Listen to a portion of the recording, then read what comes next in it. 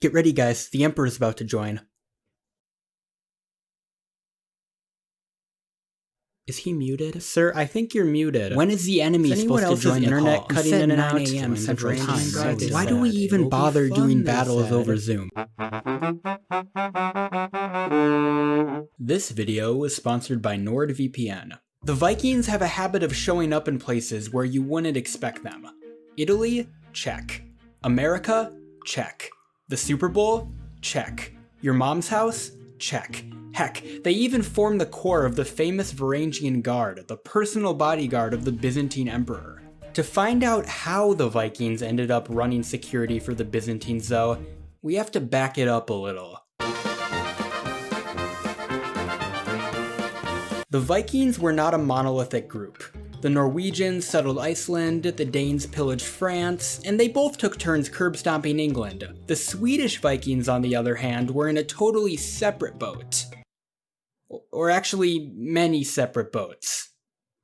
Heading towards Russia. Historians can't say exactly why people started leaving Sweden, but I think one look at their tax rates tells you everything you have to know. The Swedes who traveled southeast down the rivers of Eastern Europe became known as the Rus and went about trading with and eventually ruling over the local Slavs. Again, historians are useless in coming up with an explanation for this, so because I have to do everything myself apparently, I'll give you my thesis.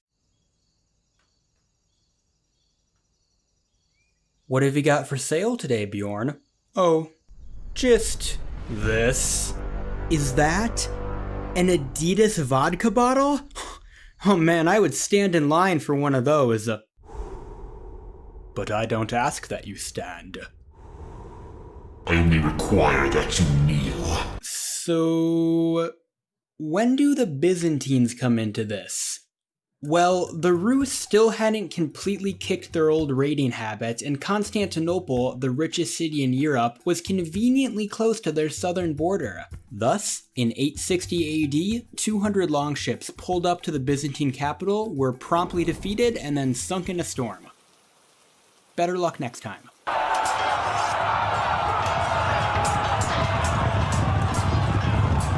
Well, you know, third time's the charm. What that montage didn't tell you, though, was that after every defeat, more and more Rus started switching sides and offering their service to the Byzantines. These Rus mercenaries weren't the Varangians that you know and love today, though. For that, we have to wait for a certain someone to come to the throne. Basil II came to power in 971 at just 18 years old. For reference, I'm only 20 and I would kill myself before taking orders from a high schooler, so just imagine what the cranky old men of Byzantine politics thought. Needless to say then, as revolts popped up all over the empire, Basil found himself in need of some help. Luckily for him, he had a hot sister who the Prince of Kiev really wanted to marry, and boy oh boy did Basil make the most of that. Look man, I really need some soldiers. You give me sister, I give you troops. Alright then, you've got a deal. Hey, isn't anyone gonna ask me?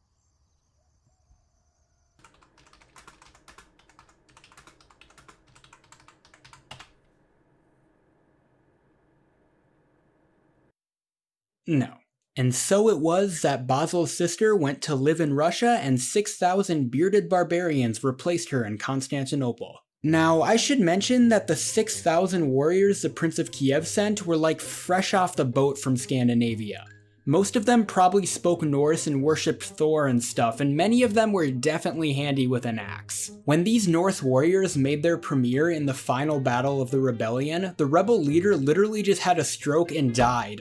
The rebel army promptly fled, but that wasn't about to stop the Norsemen. The contemporary sources from that day describe how the Scandinavians, quote, cheerfully slaughtered the fleeing enemy.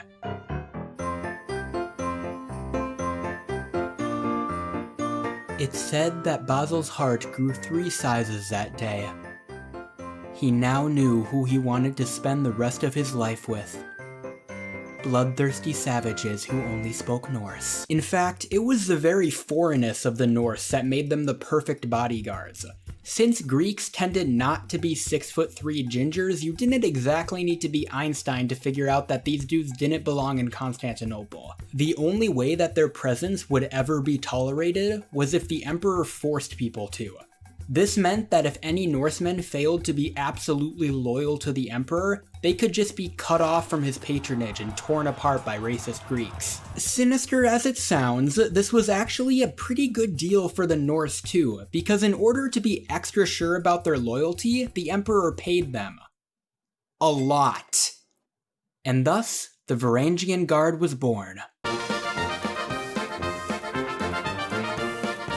Our story now takes us to a poverty-stricken land of low fertility and constant factional warfare. Norway. Harald Hardrada was the stepbrother of the Norwegian king, but after his brother was deposed by the aforementioned factional warfare, the 15-year-old Harald found himself on the run. I still can't decide what's more tragic, that a 15-year-old child had to flee his home, or that some couple looked their perfectly healthy newborn son in the eyes and named him Harald. Names aside though, our homie Harald was now homeless. Luckily, the Grand Prince of Kiev, by now a different Grand Prince of Kiev, came to the rescue yet again. You is 15, da? Yes, my lord. But if this video is gonna be interesting, I desperately need character development. Oh, okay, you are in charge of army now. While he was racking up XP in Kiev, Harald fell in love with the Grand Prince's daughter, but wasn't able to marry her yet because he didn't have enough clout. Luckily, Harald knew just the place to go to solve that problem. By 1032, the Varangian Guard had become a bit like a Viking boy band. They had a lot of fans, a lot of enemies, a lot of hair, and a lot of money. Harald knew this and set off with 500 of his closest friends to make a fortune in the east. Icelandic manuscripts assert that Harald tried to keep his royal blood a secret from the Byzantines, but modern historians think that this is unlikely. You don't just show up to the biggest city in Europe with 500 armed men and then pull some, "Oh, I just sell shoes" BS. Yeah, no one's gonna believe that. Getting into the Varangian Guard without much difficulty, Harald's first assignment was to clear the Aegean Sea of pirates, a task that he was very successful at. Look at me, sure. Look at me, sure. I'm the captain now. Amazing! It's another win for Harald Hardrada! After this, Harald and his men were deployed to Asia Minor to fight against the Arabs. Under Byzantine command, the Varangians pushed all the way into Iraq and captured over 80 strongholds. Then, if the sagas are to be believed, it would seem that Harald Hardrada went to the Holy Land and single-handedly captured Jerusalem. However, the sagas are not to be believed, and the real story is actually a little more nuanced. If you have a good memory, you may remember that a certain member of the History House Productions extended universe blew up the Church of the Holy Sepulchre in Jerusalem. Well, after Homeboy vanished into the mountains with his donkey, his successor offered to rebuild the church and allowed Byzantine pilgrims to come visit. These pilgrims needed protection, and thus Harald found himself on escort duty. Not nearly as cool as single-handedly sacking a city, but maybe he got bonus points with God or something. To wrap up his time in Byzantine service, Harald was then sent to history's most strategic triangle as part of a Byzantine invasion force. The Varangians were used as shock troops and successfully cleared the beaches for the Byzantine infantry. However, this success was short-lived. The campaign seemed to be going well at first, but then the Normans invaded southern Italy and the Byzantines started losing battles, and boy, let me tell you, those Byzantine commanders were not exactly good sports. Alright, we defeated you. Time to surrender. I do not concede. This battle was rigged. What? If you count the legal deaths, I easily win. If you count the illegal deaths, they can try to steal this battle from us. Dude, what are you talking about? My legal team and I will be pursuing a recount of the casualties. Thankfully, the Byzantine Emperor didn't seem to hold the defeats against Harald or the Varangians much because they got participation trophies when they got back home. However, the Emperor then died, and after getting briefly arrested by the new Emperor, Harald escaped and decided that it was time to get out of the Byzantine political arena. He then left Constantinople, went back to Kiev, married the Grand Prince's daughter, took over Norway, invaded England, and died at the Battle of Stamford Bridge. What have you done today?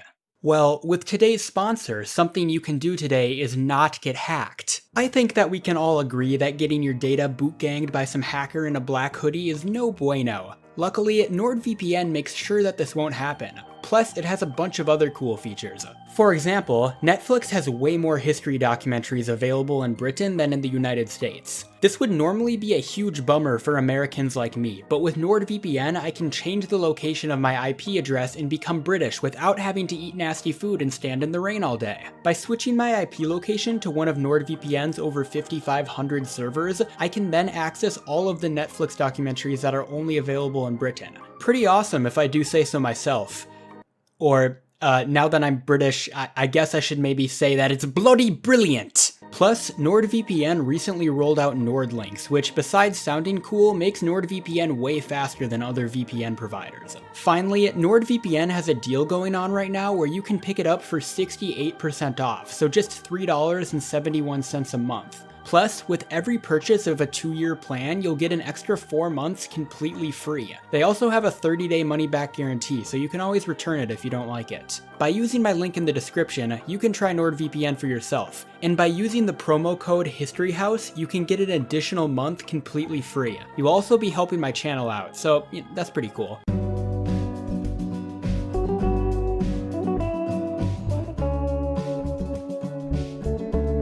Also, someone should change their IP location to North Korea and tell me what kind of Netflix specials they have over there.